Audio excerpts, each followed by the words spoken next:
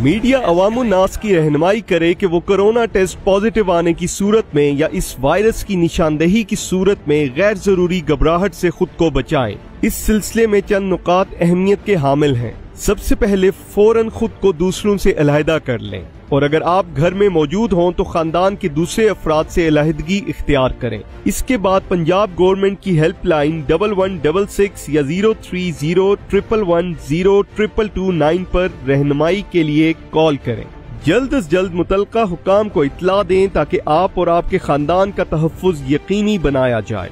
याद रखिए, इस सूरत हाल को छुपाने या झूठ बोलने की सूरत में आपको कानूनी कार्रवाई भुगतना पड़ेगी, जिसके लिए कानून पास किया जा चुका है। ये एक गलत फहमी है कि कोरोना टेस्ट में हॉस्पिटल एडमिट होने की अशद जरूरत है। अमूमी तौर पर लोगों ने दवाइयों के इस्तेमाल और घर में अलहदगी इख्तियार करने से इससे निजात हासिल की है। गैर जरूरी घबराहट से बचें और सख्ती से मुतलका हुकाम की दी गई हदायत पर गौर करें। कोरोना एक काबिले इलाज मर्ज है और हजारों की तादाद में लोग इससे सेहतयाब हुए हैं। याद रखिए, एहतियात इलाज से बेहतर है।